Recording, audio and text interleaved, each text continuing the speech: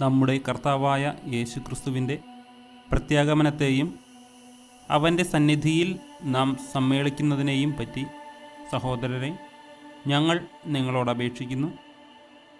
കർത്താവിൻ്റെ ദിവസം വന്നു കഴിഞ്ഞുവെന്ന് സൂചിപ്പിക്കുന്ന പ്രവചനത്താലോ പ്രസംഗത്താലോ ഞങ്ങളുടേതെന്ന് അവകാശപ്പെടുന്ന ലേഖനത്താലോ നിങ്ങൾ പെട്ടെന്ന് ചഞ്ചലചിത്തരും അസ്വസ്ഥരുമാകരുത്.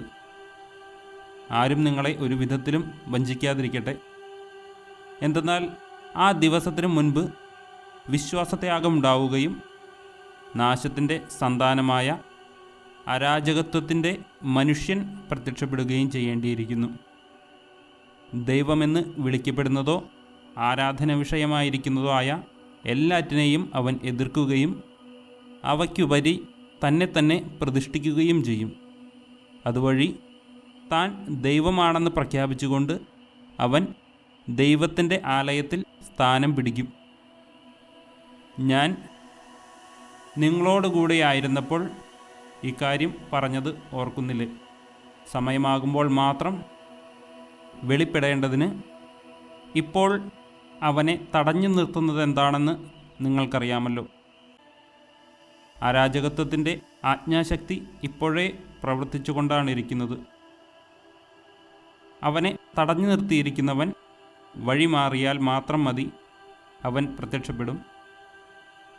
കർത്താവായ യേശു തൻ്റെ വായിൽ നിന്നുള്ള നിശ്വാസം കൊണ്ട് അവനെ സംഹരിക്കുകയും തൻ്റെ പ്രത്യാഗമനത്തിൻ്റെ പ്രഭാപൂരത്താൽ അവനെ നാമാവശേഷമാക്കുകയും ചെയ്യും.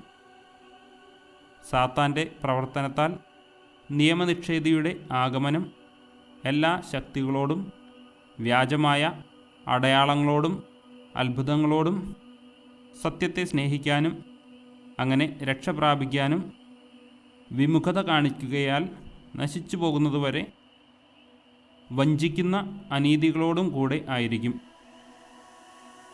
അതിനാൽ വ്യാജമായതിനെ വിശ്വസിക്കാൻ പ്രേരിപ്പിക്കുന്ന ഒരു മിഥ്യാബോധം ദൈവം അവരിൽ ഉണർത്തും.